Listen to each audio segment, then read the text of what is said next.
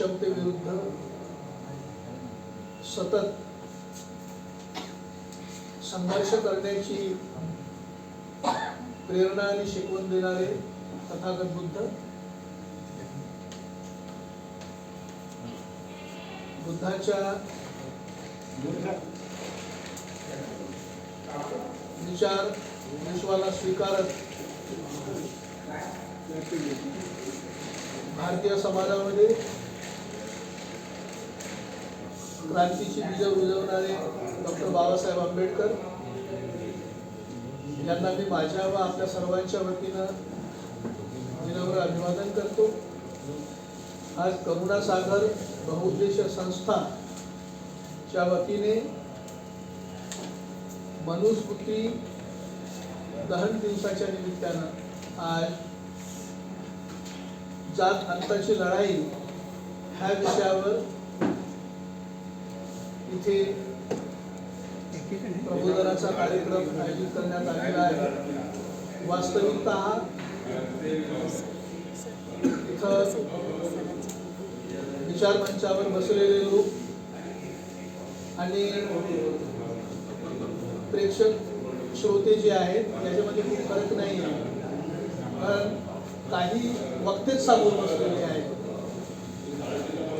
आपण आळीपाळीनं वक्ते श्रोते असे होत असतो हे आपण बघितलेलं आहे. जात अंताची लढाई हा विषय, ही विषयवस्तू जी आहे ती काही आताची नाही आहे. बाबासाहेब 1927 साली बोलले, कृपया आपसात बोलू नये. बाबासाहेबांनी 1927 साली महाडच्या आंदोलनाला धर्मसंघ हे नाव दिलं होतं. बाबासाहेब म्हणाले हे काय, हा काही सत्याग्रह नाही आहे, हा धर्मसंघ आहे. आणि हा धर्मसंघ कसा आहे हे सिद्ध करून दाखवण्यासाठी मग बाबासाहेबांनी त्याच वर्षी 25 डिसेंबरला महाडला आपल्या सहकाऱ्यांच्या हस्ते मनुस्मृती ह्या अत्यंत विखारी ग्रंथाचं जाहीर दहन केलं. आणि खऱ्या अर्थाने जात अंताची लढाई 20व्या शतकामध्ये पुन्हा सुरू त्या बिंदूपासून झाली. कारण जातीची ही प्रखरता ही बुद्धाच्या काळामध्ये नव्हती, लक्षात घ्या. बाबासाहेबांच्या समोर बुद्धाच्या काळाच्या पेक्षा अनेक वाईट आणि अनेक आक्रमक आणि अनेक भयानक गोष्टी वाढवून ठेवलेल्या होत्या. त्याच्यापैकी जात ही एक वास्तविकता आहे.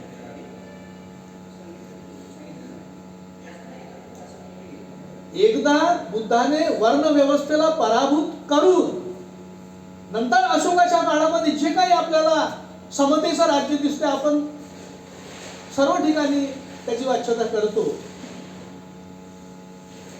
आणि म्हणून पुन्हा एकदा ब्राह्मणी वर्चस्वाला धक्का पोहोचू नये, त्याचा पराभव होऊ नये म्हणून ब्राह्मणांनी जात ही अत्यंत गुंतागुंतीची व्यवस्था, अत्यंत गुंतागुंतीची त्याच्यानंतर निर्माण केली.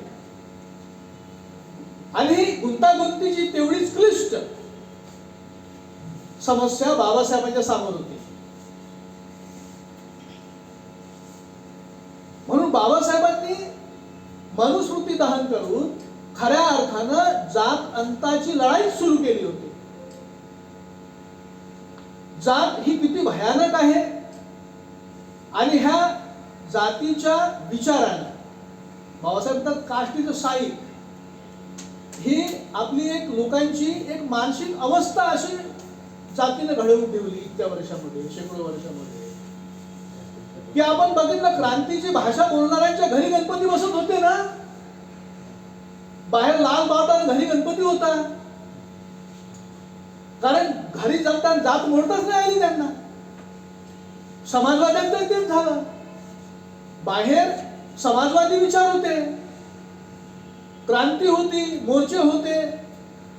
भारतामधल्या पाण्याच्या समस्येसाठी जागतिक पातळीवरची उदाहरणं होती, पण घरी मात्र मुंज होत होती. घरी गणपती बसत होते, घरी मंगळागौरी होत, जे जे काही आहे ते ते सर्व होत होतं. आणि जात ह्यासाठी जातीसाठी जाती अंताच्या लढाईमध्ये हे उल्लेख यासाठी की जातीने ह्या सर्व गोष्टी जेव्हा तयार केल्या, परंतु शूद्रांना अस्पृश्यांना ह्या सर्व गोष्टीपासून नकार दिला. तुम्ही काही करू शकत नाही. अनेक गोष्टी अशा आहेत, अनेक संस्कार असे आहेत, अनेक प्रथा परंपरा अशा आहेत जे शूद्र नाही अस्पृश्य नाही साजरे करू शकत. त्यांना अधिकार नाही आहे तो. म्हणजे जातीचं जे वर्चस्व आहे हे अनेक बाबी आणि अनेक माध्यमातून टिकवलं गेलं. आता आपण जर म्हणू की जात अंताची लढाई, तर ही लढाई जात अंताची सोपी नाही आहे, मुळातच सोपी नाही आहे. तुम्हाला छोट्या छोट्या मुद्द्यावर छोट्या छोट्या मोर्चावर तुम्हाला त्याचा मुकाबला करावा लागेल. उल्लेख झाला एक मोठा उल्लेख, कारण त्या काळात सुधारक होते आणि बाबासाहेबांनी त्या सुधारकांची दखलही घेतली आंतरजातीय विवाहाची. परंतु बाबासाहेब स्पष्ट बोलले की आंतरजातीय विवाह हा एकमेव उपाय होऊच शकत नाही, होऊ शकत नाही. आणि बाबासाहेब हे म्हणाले, जे कोणी म्हणत असतील की आंतरजातीय विवाह हा उपाय आहे, त्यांना तो जातीचा मुद्दाच नाही समजला, समस्याच नाही समजली. आता आपण जर विचार केला जात अंताची लढाई आणि आंतरजातीय विवाह, तर काय आंतरजातीय विवाह झाले नाही? त्या काळामध्ये झाले. आपल्या समोर मोठं उदाहरण मोतीराम पावळे मूळ पावळेचं होतं ना. मग त्याच्या फलित काय झालं सांगा? अनेक आपले हुशार पोरं आहेत, IAS IPS होतात आणि तिकडे ट्रेनिंगला गेले की तिथून एक ब्राह्मणाची पोरगी घेऊन येतात. त्यांच्या कुटुंबाचं काय झालं? अनेक आपले अधिकारी आहेत, वर्ग मुलं आहेत, आपलेच मुलं, आपलेच नातेवाईक, आपले भाचे पुतणे. मी मराठा समाजाच्या पोरीसोबत लग्न केलं काका, ठीक आहे. त्याच्यानंतर तुझ्या पिढीचं काय झालं? जात अंताची लढाई तुम्ही सशक्त करता की त्या जात अंताच्या लढाईची पाळीमुळं खोदता? तुम्ही काय करता काय? म्हणून आंतरजातीय विवाह हा सध्या तरी, हे माझं वैयक्तिक मतही असू शकते एखाद वेळ, सध्या तरी आंतरजातीय विवाह हा जाती अंताच्या लढाईचा मुद्दा होतच नाही. मी सांगतो, तुम्ही माझा विरोधही करू शकता, काय हरकत नाहीये, पण सध्याच्या परिस्थितीमध्ये हा मुद्दाच नाही. कारण लढाई म्हणजे काय आहे? संघर्ष, अविरत चालणारा संघर्ष, सततचा संघर्ष, बरोबर आहे. एक पिढी दुसऱ्या पिढीला तो संघर्षाचा वारसा हस्तगत करते. बाबासाहेबांच्या अगोदरच्या पिढीचा जो काही संघर्ष होता तो बाबासाहेबांनी स्वीकारला. त्या संघर्षाला आणखी प्रखर, आणखी वस्तुनिष्ठ, आणखी वैचारिक, आणखी वैज्ञानिक केलं, बरोबर. बाबासाहेबांच्या नंतरच्या पिढ्यांनी तो स्वीकारला, ती पिढी संघर्षात आली. आता आपल्या पुढे आपल्या नंतरच्या पिढी दिसतच नाही, आपल्या नंतरची पिढी. मग त्या संघर्षाच्या मार्गात उभं कोण राहील? हे जाती अंत करतो म्हणून आंतरजातीय विवाह करणारे लोक उभे राहतील की त्यांची मुलं उभी राहतील? त्यांच्या समोर तडायला काय? त्यांच्या समोर द्वंद्व आहे. त्या पोरांच्या समोर बाप बौद्ध आहे आणि आई ब्राह्मण आहे. इकडचा आजोळ बौद्ध आहे, हे ईश्वर नाकारते, तिकडचा आजोळ ईश्वर स्वीकारते. काय तो माणूस कुठल्याच अवस्था उभा आहे सांगा? मी मराठा पोरीसोबत लग्न केलेलं आहे याची व्यथा सांगतो. त्यांचे पोरं तिकडे जातात आणि साईबाबाची अंगठी घालतात, इकडे आले म्हणजे आपण त्यांना शिव्या घालतो, ते आपल्यापासून दूर होतात. तुमच्या जात अंताची लढाई हा तुमच्या आंतरजातीय विवाहानं संपूर्णपणे उद्ध्वस्त होण्याच्या मार्गावर आहे. हा विचार आता सध्या तरी इथं तो आपण थांबवलाच नाही. ह्या विचाराला आपण स्टे देणं आवश्यक आहे. ज्या ज्या कारणामुळे जाती जास्त प्रखर होत आहेत, मनुस्मृतीचं निमित्त आहे. मनुस्मृतीनं काय केलं? मनुस्मृती लिहिण्याच्या काळामध्ये जाती व्यवस्था नव्हती, लक्षात घ्या. पूर्व 175 काही जाती व्यवस्था नव्हती.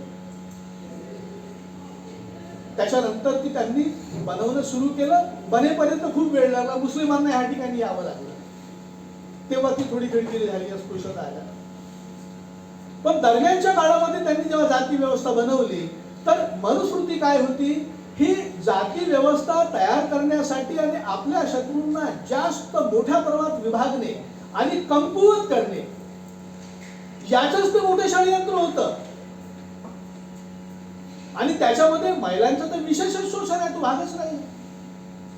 पण महिलांना मनुस्मृतीनं जेवढं शोषित केलं आणि जेवढं अपमानित केलं महिलांनी तेवढ्याच प्रामाणिकपणे ह्या जातीचा विचार उचलून धरला आणि आतापर्यंत चालवत आले. ही वास्तविकता नाकारता येत नाही. आपण जर आपला विदर्भातला बोलतांचा प्रश्न घेतला तर आपण असं विचार करू की आपण सध्याच्या काळामध्ये आपण असं म्हणू शकतो की आपण आपल्या पोटजातींवर 90-95% मात केलेली आहे, हे म्हणू शकतो आपण. 100% आताही नाही म्हणताय. मग आपण जात अंताची लढाई करताना ह्या गोष्टीचा आपण विचार केला. आपण ठीक आहे 90च्या वर तर आलो, 95 पर्यंत आलो तर खरे, परंतु इतर लोकांचं काय, इतर अस्पृश्यांचं काय? आणि बौद्धांचं सोडले आपण आरक्षणाचा उपवर्गीकरणाचा प्रश्न आहे सध्या ऐरणीवर. जात तुम्ही जेव्हा जेव्हा मोडायला निघाल तेव्हा जात घडवणारा जो आहे, कारण त्याचं संपूर्ण सामाजिक, आर्थिक, राजकीय, भांडवली सर्व त्याचं अस्तित्व जे आहे ह्या जातीवरच उभं आहे. जेव्हा जेव्हा तुम्ही इतर जातींना जवळ करण्याचा प्रयत्न कराल ते अनेक मार्गांनी तुम्हाला पुन्हा विभागण्याचा प्रयत्न करतील. त्याचाच एक प्रयत्न आरक्षणाचं उपवर्गीकरण.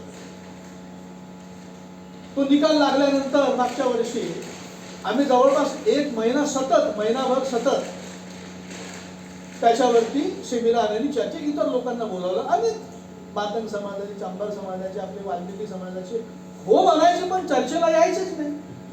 त्यांना सांगितलं तुम्हाला वाटतं का समर्थन का काही करा, परंतु बोला तर खरे याच्यावरती, चर्चेला तर या, परंतु हो म्हणून चर्चेला येणंच नाही. आपल्या जवळचे म्हणजे नावं ज्यांची समाजामध्ये चांगली आहेत, ओळखीची आहेत, अशा लोकांनी होकार म्हणून नकार दिला. खुर्चीवर राहून मोबाईल बंद करून तुम्ही चर्चा तर करा ना. त्यांना हे सांगितलं की मग ठीक आहे, आम्ही उपवर्गीकरणाच्या विरोधात नाही आहोत, बौद्ध लोक, आम्हाला त्याची गरजच नाही, कारण हेच आम्हालाच समजते, बौद्धांनाच समजते की नोकऱ्याच कुठे ठेवल्या तुम्ही, नोकर भरतीच नाही आहे ना, नोकऱ्या कुठे ठेवल्या, ठेकेदारी पद्धत आली, नोकऱ्या कुठे ठेवल्या, आमची पुरं प्लेसमेंट मध्ये झाली आणि कॉम्पिटिशन मध्ये झाली. त्याचा मार आम्हाला बसत नाही असा भाग नाही आहे, परंतु आम्ही चला मोठ्या मनाने तुम्हाला स्वीकार, तुमचं कटक, तुम्हाला कटक जे काय तुम्ही घ्या सर्व. अरे पण कधी त्याच्यावर तोच एक उपाय होता का?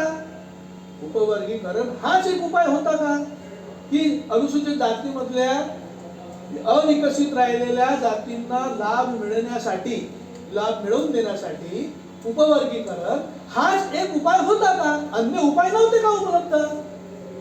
अन्य उपाय होते ना उपलब्ध, परंतु मुद्दामून ते का करण्यात आलं? आणि तुमच्या माणसाच्या तोडून, म्हणजे तुमच्या जातीचा समजला जाणारा माणसाच्या तोडून, आणि तो माणूस एवढा बेशरम आहे की आताही त्याचं समर्थनच करतो, त्याच्याच तोडून ते वदवण्यात आलं. आता मला सांगा, तुम्ही जात अंताची लढाई करत असताना ज्या कोणत्या प्रमाणामध्ये आपण करत असू, ह्या जात अंताच्या लढाईला खीळ घालणारे आपल्यामधले फितूर लोक आहेत की नाही तिथे वरती बसलेले? प्रशासन असो, न्यायसंस्था असो, लेजिस्लेचर असो, आणखी काही असो, बसलेले आहेत ना, साहित्यिक असो, विद्वान जे काही असो. मग जात अंताची लढाई म्हणताना जाती मजबूत करणे किंवा जाती जास्त सक्षम बनवण्यासाठी आणि त्या जास्त विभागल्या गेल्या पाहिजे, ह्यासाठी जे जे षडयंत्र प्रस्थापित करतील ते आपल्याला ओळखून आपणही पावलं उचलली पाहिजे.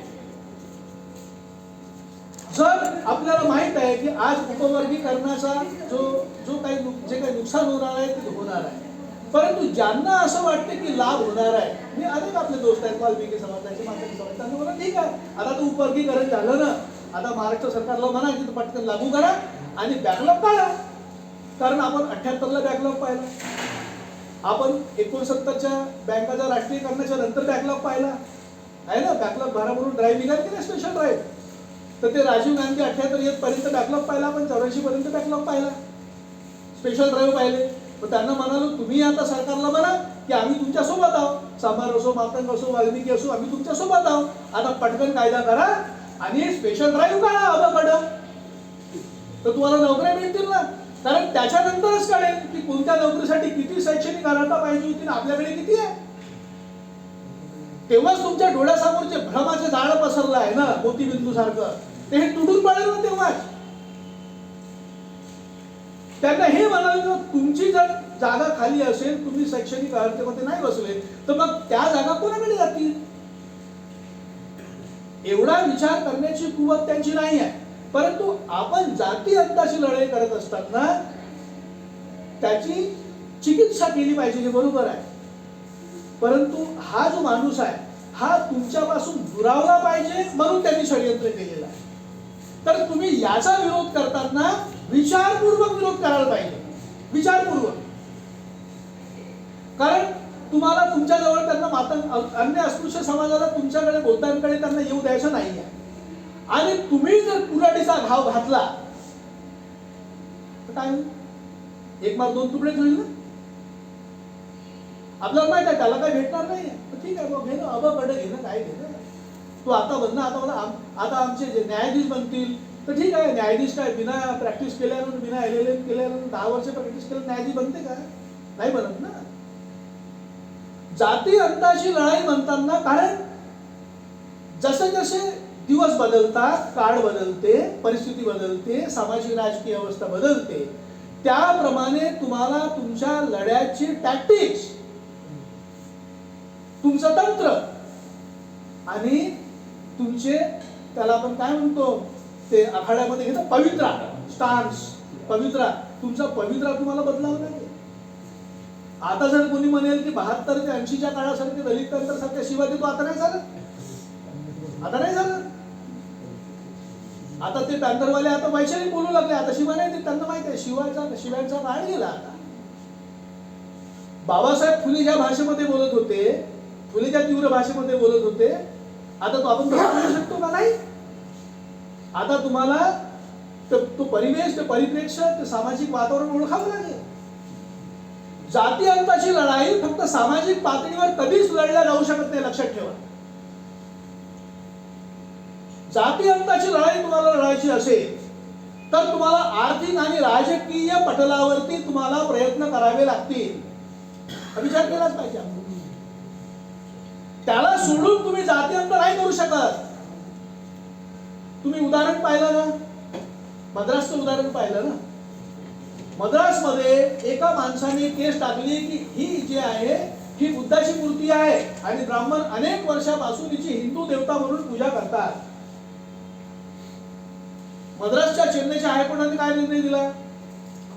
एक पटकन ASI ची कमिटी नेमली, आर्किओलॉजिकल सर्व्हे ऑफ इंडिया आणि स्टेट सर्वेचे लोक नेमली. ते म्हणाले चला मंदिरात जा ताबडतोब आणि त्या मंदिराचा पूर्ण सर्वे करा आणि आम्हाला सांगा काय आहे. ते गेले, त्यांना वेळ दिली, एका महिन्याच्या आत ते गेले, सर्वे केलं, सांगितलं ही हिंदू देवतेची मूर्ती नाही आहे, ही बुद्धाची मूर्ती आहे. कोर्टाला रिपोर्ट दिला. कोर्टाने सांगितलं ब्राह्मणांच्या हातातून कब्जात घ्या, सरकारने कब्जात घ्या आणि आतापासून इथे हिंदू देवताप्रमाणे, हिंदू धर्माप्रमाणे किंवा त्यांच्या त्याच्याप्रमाणे पूजा अर्चा होणार नाही, थांबवा. जाती अंताची लढाई म्हणताना ज्याप्रमाणे पहा, ज्याप्रमाणे कम्युनिस्ट चुकले आणि मग नागपूरच्या दीक्षांत सभागृहामध्ये मुद्दा करत मी जाहीरपणे कबूल केलं की आमची ऐतिहासिक चूक झाली, आम्ही जाती विचारच घेतली नाही, आम्ही म्हणालो जात संपलेली आहे, फक्त आर्थिक बदल झाले, आपण आपल्या विचारप्रमाणे मार्च केले की जात संपून जायचं, म्हणून आमचं चुकलं, आमची ऐतिहासिक चूक झाली. आपण आंबेडकरवाद्यांची चूक झाली असं नाही म्हणू शकत, कारण आपल्या समोरच्या समस्या ढीगभर होत्या ना. आपण तोही आर्थिक मुद्दाही आपण विचारात घेतला नाही असं नाही आहे त्या काळामध्ये, पण आपली प्राथमिकता जी होती आपल्या स्वाभिमानाने जगण्यासाठी, जिण्यासाठी आपली सामाजिक धरातलावरची आपली प्राथमिकता होती ना, म्हणून आपण त्याला प्राधान्य दिलं. परंतु आपण ह्या दोन्ही गोष्टींना आता प्राधान्य द्यावं लागेल तुम्हाला, कारण तुमची आर्थिक बाजू कमकुवत करून तुम्हाला पुन्हा गर्तेमध्ये ढकलण्याचा प्रयत्न होत आहे. पेन्शनर किती वाचतील आपले? पुढच्या 20 वर्षानंतर किती पेन्शनर वाचतील समाजामध्ये? लक्षात घ्या बरं. पेन्शन तरी मी त्यांना बंदच करून टाकलं. आता आपली जी काही ठाकूरकी आहे किंवा आपल्या मुलांची, नातवांची, आजोबाच्या पेन्शनवर आहे, अनेक लोकांची आजोबाच्या पेन्शन. अरे सांभाळतो पेन्शन वरती आहे. पुढच्या 15-20 वर्षामध्ये पेन्शन लोक संपल्यानंतर काय? मग तुम्हाला आणि बाबासाहेब काय म्हणाले, तुम्ही काही धनाढ्य लोक नाही आहे, तुमची काही भांडवलासारखी परंपरा नाही, तुमच्याकडे श्रीमंती नाही आहे की तुम्ही व्यवसायामध्ये जा. तुमची मागासवर्गीयांची अस्पृश्यांची परिस्थिती फक्त सरकारी नोकऱ्यांमुळे पब्लिक सेक्टरच्या ती सुधारली आणि ती आताही त्याच्यापुढे सुधारू शकते. ज्यांची क्षमता आहे ते खाजगी क्षेत्रामध्ये किंवा स्वतः कारखानदार बनतील हा वेगळा भाग आहे. ते आपल्याकडे 2-4-5% लोक असते, पण आजही 95% लोक आपण सरकारच्या सार्वजनिक नोकऱ्यांच्या आधारावर जगतो आहोत आणि आज आपल्याला तीच अपेक्षा आहे. मग याचे लढे एक लक्षात घ्या, ठेकेदारी पद्धतीच्या विरोधामध्ये लढा उभारणं म्हणजे एक प्रकारे तो जाती अंताचा लढाच असणार आहे. लक्षात ठेवा, हे आपण ओळखलं पाहिजे. स्वरूप बदललेलं आहे. राजकीय सत्ता आमची नसली तरी आम्ही आपल्या बाबासाहेबांच्या नावाच्या जोरावर खूप काही मिळवून घेऊ. आम्ही गव्हर्नर बनू, आम्ही उपमुख्यमंत्री बनू, आम्ही आणखी काही बनू, विधान परिषदेत राज्यसभेमध्ये असं म्हणणारे लोक होते एकेकाळी. आता तुमचे लोक राज्याच्या विधिमंडळामध्येही आहे आणि केंद्राच्या विधिमंडळामध्ये बसलेले आहे. त्यांचं काय चालून राहिलं का? त्यांना कुत्र तरी विचारते का? सत्ताधाऱ्यांच्या घरच्या कुत्रही त्यांना नाही विचारत. म्हणजे आता ते जुने जे तुमचा जो भ्रम होता, स्वप्न होतं की आपण ठीक आहे का असंच करून टाकू आपण कुठेतरी विधान परिषद राज्यसभा, ते आता नाही झालं. आता तुम्हाला राजकीय ध्रुवीकरण करावं लागेल. आता तुमच्यासोबत राजकीय ध्रुवीकरण करणारे कोण लोक आहेत? तुमच्या व्यतिरिक्तचे जे अनुसूचित जातीच्या लोक आहेत ते आहेत, आदिवासी आहे, मराठा समाजामध्ये थोडं बहुत विचार मंथन सुरू आहे, तसे लोक आहेत, असेच लोक आहेत ना. पण यांना घेऊन तुम्हाला राजकीय ध्रुवीकरण करावं लागेल. राजकीय सत्तेमध्ये नाही, तुम्ही प्रत्यक्ष सत्तेमध्ये आले, परंतु सत्ताधाऱ्यांवर वर्चस्व राहील एवढी ताकद तुम्हाला तयार करावी लागेल. आणि मग एक जर तर ती ताकद तयार झाली तर मग 50च्या अगोदरचा दाखला मागण्यासाठी 2-2 वर्ष कास्ट सर्टिफिकेट आणि व्हॅलिडिटीसाठी चक्रा मारायची तुम्हाला गरज पडणार आहे का? विचार करा ना. चांगल्या पोराचं अपॉइंटमेंट फक्त त्या व्हॅलिडिटीमुळे घसरलं. मी स्वतः माझ्या मुलीच्या व्हॅलिडिटीसाठी कास्ट सर्टिफिकेटसाठी गेलो होतो, कलेक्टर बनत होतो, डेप्युटी कलेक्टर.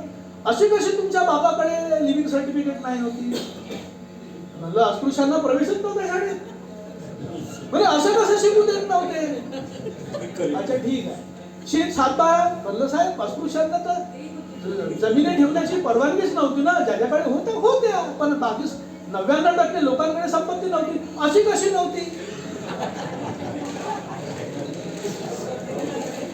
तुम्ही कोणत्या परिस्थितीला सामोर जाणार लक्षात ठेवा. जातीच्या आधारावरच तुम्हाला नोकरी मिळाली, जातीच्या आधारावर आपण सक्षम बनलो आणि सक्षम बनल्यामुळे आपण वैचारिक प्रगल्भता आपली मिळवली आणि आपण त्याच्यावर चिंतन करतो. आपल्याला जाती अंत करायचा आहे, परंतु जातीचं शोषण आम्ही जे शेकडो वर्ष भोगलं त्याचं कॉम्पेन्सेशन म्हणून आम्हाला त्याच जातीच्या आधारावर तुमच्या व्यवस्थेमध्ये आम्हाला आर्थिक लाभ पाहिजे, सामाजिक लाभ पाहिजे, राजकीय लाभ पाहिजे. हा लाभ मिळवून घेणं सुद्धा जाती अंताच्या लढाईचाच भाग आहे. त्याला तुम्ही नकार नाही देऊ शकत.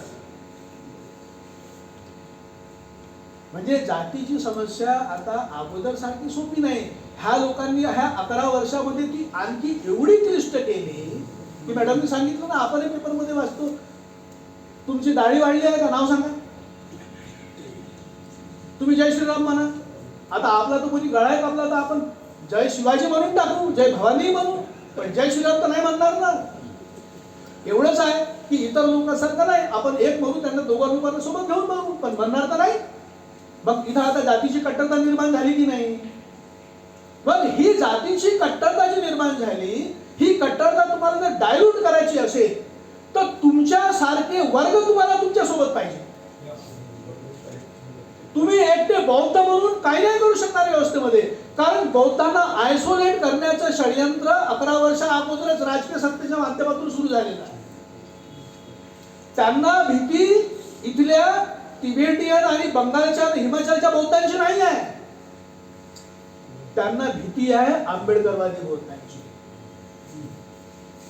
मग तुमचं आयसोलेशन जर सुरू झालं तर आपण सुद्धा आयसोलेशन मध्ये न राहता त्याच्या विरोधामध्ये, त्यांच्या षडयंत्राच्या विरोधामध्ये आपण आपल्यापासून तुटत असलेला आपलाच भाऊ दुसरा जातीचा, अस्पृश्य जातीचा, आदिवासी जातीचा, मराठा कुणबी जातीचा तो विचार करतो. आता आपण असं नाही म्हणू शकत की मराठे सर्व असे तसे, कुणबी सर्व, ते विचार करू लागले. आता त्यांच्यासोबत तर आपल्याला डेलिब्रेशन करावं लागेल ना, त्यांनाही म्हणावं लागेल ना, हो ना बाबा मराठा न्यायाधीश बनू शकतो ना, परंतु 10% तुला ईडब्ल्यूएस रिझर्वेशन भेटलं हे तर तू लक्षात घे. तर मराठ्याला हे माहीतच नाही की ईडब्ल्यूएसच्या सवर्णाचं 10% त्याच्यासाठी आहे म्हणून. तो काय म्हणतो, आम्हाला द्या नाहीतर बोलतांचं खतम करा. पण ईडब्ल्यूएस सवर्ण, तू स्वतःला सवर्ण म्हणतो ना, मग ईडब्ल्यूएस मध्ये तर कोर्ट पहिलेच म्हणाले की ओबीसीला लागू नाही आहे, म्हणजे सवर्णांना लागू आहे, म्हणजे मराठ्यांना लागू आहे. मग मराठ्यांना जर महाराष्ट्रामध्ये 10% आरक्षण ईडब्ल्यूएस ने भेटलं, 130 संविधानाच्या संशोधनाचा तो विषय आहे. मग मराठ्यांनी त्या जारंगे पाटलांनी का आणखी कुणी त्या मुख्यमंत्र्यांसमोर म्हणायला पाहिजे मराठ्यांचा 10%चा बॅकलॉग काढा पटकन, त्यांना अकलच नाही आहे. कारण ते कुणाचे, ते त्यांचा बोलबिता धनी वेगळा आहे. मग इतर मराठे जे समजदार आहेत त्यांना आपण सांगावं लागेल की हे बाबा 10% भेटलाय, तू आपला बॅकलॉग काढ. मग मुख्यमंत्र्यांना काढ बॅकलॉग, कोर्टामध्ये काढ, कलेक्टरेटमध्ये काढ, इतर ठिकाणी काढ, बँकांमध्ये काढ, का 10% सवर्णाचं मराठ्यांचं. कारण पंजाब उत्तर भारतासारखा राजपूत तर ठाकूर तर इकडे नाहीये, इकडे तर मराठा आहे, ब्राह्मणापेक्षा जास्त संख्या आहे त्याची. मग नोकरी 10% मध्ये कोणाला लागणार आहे. मग त्याला जर नोकरी लागली रिझर्वेशन मध्ये तर तो रिझर्वेशनचा विरोध त्याचा मवाळ होईल की नाही होईल ना. मग जाती अंताच्या लढाईचे हे जे कांगोरे आहेत, हे कांगोरे आपल्याला पुन्हा पुन्हा तपासून घ्यावं लागेल. आपला जसा सरधोपटपणा अगोदरचा होता तो सरधोपटपणा थोडा आपल्याला नियंत्रित करून भारतीय राहील बाबासाहेबांच्या विचाराची. You have to change your tactics, you have to change your plan. तुम्हाला तुमचे संघर्ष करण्याच्या पद्धती बदलाव्या लागतील. आता अगोदर सारखे मोर्चामधले नारे आता चालतात का? नाही झालं. बोल दलित हल्ला बोल, तर तुमच्या मधला एक माणूस मध्ये मी पिटिशन केलं दलित शब्द वापरू नका, आली आपण आहे ना. मग ह्या सर्व बाबी आहे. जाती अंत होत नाही म्हणजे जात नाही ती जात असं म्हणणारे लोक जे आहेत ते षडयंत्रकारी आहेत, क्रूर डोक्याची आहे, क्रूर मानसिकतेचे लोक आहेत. जात संपुष्टात येते कोण म्हणते नाहीये.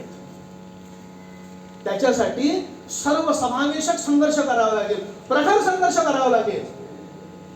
आणि म्हणून मनुस्मृतीनं जे डोक्यावर लोकांच्या लादलं आहे धार्मिक गुलाबीचं बारूद, ते तुम्हाला उतरवावं लागेल. अनेक महिलांना जेव्हा ते म्हणतात आपण ते सोशल मीडिया आहे ना, ते म्हणतात ते उत्तर भारतामध्ये जास्त सक्रिय सोशल मीडिया, आपले लोक सक्रिय आहेत जास्त. ते म्हणतात आपको पता है कि महिला को मनु ने क्या कहा? ते म्हणते नहीं मुझे तो नहीं पता.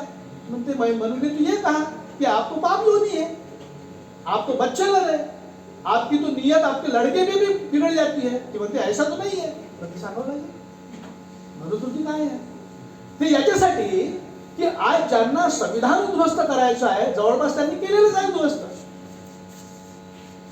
संविधान उद्ध्वस्त करायचं आहे त्यांना मनुस्मृती तुमचा पाहिजे. मग ही मनुस्मृती काय म्हणते? तुमच्या रोजगाराला नकार देते, तुमच्या श्रमाच्या मूल्याला नकार देते, तुमच्या समानतेला नकार देते, तुमच्या राजकीय अधिकार प्रातिनिधित्वाला नकार देते, सर्वच गोष्टीला तुमच्या नकार देते.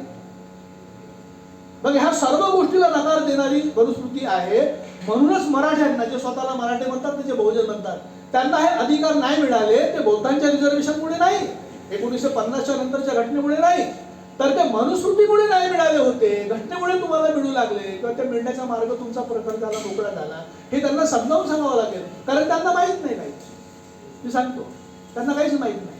शिकले सवरले PhD झालेले बहुजन समाजामधले लोक आहेत तर मराठा समाजामध्ये त्यांना AB नाही समजत, ABCD नाही समजत. मनुस्मृती काय करते? तुमच्या श्रमिका, बाबासाहेब म्हणतात ना श्रमिकांचे विभाजन, त्या श्रमिकांचे विभाजन आहे. तर मनुस्मृतीने काय केलं? श्रमिकांचे विभाजन करून तुमचा संघर्ष तोडून टाकला ना. आणि घटनेने काय केलं? तुम्हाला आर्टिकल 19 मध्ये युनियन असोसिएशन रंगंडा बनवण्याचा अधिकार दिला. आणि आता फडणवीस सरकारनं महाराष्ट्रामध्ये काय केलं? जाऊ द्या भारताचं, महाराष्ट्र सरकारने काय केलं? जिथं 20 कामगार असतील तिथेच एका कामगाराच्या बद्दल ते विचार होईल. नाही तर 20 कामगार म्हणजे काय फुकट गेले काय? 50 कामगार म्हणजे फुकट गेले काय? त्यांना लेबर प्रोटेक्शन नाही पाहिजे? लेबर प्रोटेक्शन पाहिजे ना, श्रमिकांचं प्रोटेक्शन पाहिजे ना, तो त्यांचा अधिकार आहे. आणि हेराल्ड लास्की काय म्हणतो? जिथे श्रमिकांचे सुरक्षा उपाय नष्ट केले जातात, लेबर प्रोटेक्शन डिस्ट्रॉय केले जाते, तिथे फॅसिझम येतो. मग काय मनुस्मृती म्हणजे फॅसिझमच होता ना. आणि आताचं सरकार म्हणजे फॅसिझमच आहे. नवीन लेबरचे ऑर्डिनन्स आले, लेबर कम्पेन्सेशन नाही आहे. सरळ कारखानेवाला म्हणतो आम्ही ते हे दिलं होतं, त्याला काय म्हणतात ते हुक तो अटकवण्याचं सुरक्षात्मक, आणि यांना लावला नाही, झालं संपलं खतम. त्याला काय कम्पेन्सेशन देणार नाही. सुरक्षित नाही, तुमची सामाजिक सुरक्षा नाही, काही नाही. जाती अंताची लढाई म्हणजे ह्या देशामध्ये राजकीय प्रतिनिधित्व मिळवण्याची लढाई आहे, लक्षात ठेवा. जाती अंताची लढाई म्हणजे ह्या देशामध्ये तुम्हाला इथल्या प्रस्थापित समाज व्यवस्थेच्या विरोधामध्ये बोलून त्याची चिकित्सा करणे आणि नकारात्मक भाग नाकारणे, जाहीरपणे नाकारण्याची लढाई आहे. कारण फॅसिझम म्हणजे फक्त जर्मनीमध्ये नाही राहत. फॅसिझम मध्ये जिथे तुमच्या सामाजिक अधिकारांना नाकारून तुम्हाला संघटना बनवणे आणि संघर्ष करण्यासाठी नकार दिला जातो, तिथे फॅसिझम जिवंत होतो. तो फॅसिझम आहे. म्हणजे आपण जर आता जर पाहिलं तर ह्या 11 वर्षामध्ये आपण 80-90% फॅसिझमच्या युगामध्ये आपण जगत आहोत. संविधानाचं जे काही आवरण जुनं आहे, ज्याचा प्रभाव आहे, इम्पॅक्ट आहे त्याचा, हा इम्पॅक्ट असल्यामुळे, कारण इम्पॅक्ट लवकर जात नाही, त्याचा हा इम्पॅक्ट असल्यामुळे सत्ताधारी ही जाहीर गोष्टींना घाबरतो आणि आपल्याला असं वाटते की नाही नाही हे तर असंच राहणार. परंतु हा जो प्रभाव आहे संविधानाच्या अगोदरच्या अंमलबजावणीचा प्रभाव, हा तर सामोर चालून नष्ट होईल ना. नष्ट झालाच आहे ना. आपण महाराष्ट्रामध्ये आहो म्हणून सुखी आहो. तुम्ही उत्तर प्रदेशामध्ये जाणं सरकारच्या विरोधात बोला बरं, दुसऱ्या दिवशी तुमच्या UAP लावून अंतर करतील. म्हणजे आपण आर्टिकल 90, तुम्हाला राज्यघटना आर्टिकल 19 आहे, तर कुठे आहे आर्टिकल 90? जर तुम्हाला फक्त बोलण्यामुळे जर काही होत असेल, ते पोरं आपले सरकारने काय केलं, परीक्षा घ्यायच्या, UPSC MPSC आणखी कोणत्या परीक्षा घ्यायच्या, पेपर लीक करून टाकायचा, बरोबर आहे. मग परीक्षा कॅन्सल करायच्या आणि परीक्षा घ्या म्हणून गेलं, पोरं गेले, मोर्चा काढला की त्यांना झोडून काढायचं. हे काय हे काय? आता हे सर्व जे मोर्चा काढणारे विद्यार्थी आहेत वेगवेगळ्या जातीचे आहेत, पण आहेत मागासवर्गीय, कारण सवर्णांना तिकडे लॅटरल एंट्री आहे. आहेत मागासवर्गीय, गरजू आहेत, वेगवेगळ्या जातीचे आहेत. ह्या सर्व जातींची प्राथमिकता एकच आहे, परंतु नोकरी म्हणून ते मोर्चात एक येतात, परंतु जातीमुळे विभागल्या जातात. मग त्यांना हे समजावून सांगावं लागेल ना की बा तुम्ही वेगवेगळ्या जातीचे जरी असले, तुमची प्राथमिकता एक आहे, तुमचे हे अधिकार यांनी हिरावून घेतले, तुम्हाला एकत्र यावं लागेल, जाती दुसरावी लागेल. तर जाती अंताच्या लढाईचे आजच्या काळामध्ये हे असे कांगोरे आहेत, त्याचे फॅसेट वेगवेगळे आहेत आणि हे आपल्याला ओळखूनच जाती अंताची आणि लढाई आपण सोडू शकत नाही ना. आपण आंबेडकरवादी आहोत, लढाई नाही सोडू शकत आपण. हा, संघर्षामध्ये 2 पावलं मागे येऊ, 3 पावलं मागे येऊ, पुन्हा समोर जाऊ, पण हे मागे येणे पुढे जाणे, मागे येणे पुढे जाणे म्हणजे तुम्हाला कायम मागे आणते. म्हणून तुम्हाला मागे न येता समोर जाताना त्या ठिकाणी स्थिर राहून इतर लोकांशी मिळून तुमची ताकद कशी वाढवता येईल हा प्रयत्न करावा लागेल. आणि मग त्याच्या समोर पुन्हा 2 पावलं जावं लागेल. ते क्रिकेटमध्ये चालते की समोर बांधण्यासाठी बॅकफूटवर या, पण ते इकडे सामाजिक संघर्षामध्ये ते नाही चालत. तुम्हाला तिथे स्थिर राहावं लागेल आणि तिथून पुन्हा 1 पाऊल जावं लागेल, पुन्हा 1 पाऊल जावं लागेल. आपले ह्या देशामधला जो मनुवादी आहे तो 100 वर्षापासून तेच तर करत आला ना. ज्या वेळेस 1962च्या निवडणुकीमध्ये शेड्यूल कास्ट फेडरेशनचे ढीकभर लोक निवडून आले, त्यावेळेस त्यांचे किती 2च होते ना. मग त्यांनी कच खाल्ली का, नाही खाल्ली ना. आणि आता शेड्यूल कास्ट फेडरेशन जाऊ द्या, पण आपली किती आहेत आणि त्यांची किती आहे. त्यांनी काय केलं, ते तिथेच उभे राहिले, मागे नाही गेले, तिथेच उभे राहिले. जमवाजमव केली, लोकांना बोलावलं, पचवून टाकलं, आपली ताकद वाढवली, समोर गेले. आपल्याला असंच करावं लागेल. त्याशिवाय आपण जाती अंताचा लढा खऱ्या अर्थानं समजून पुढे रेटू शकत नाही. बस मी इथंच थांबतो.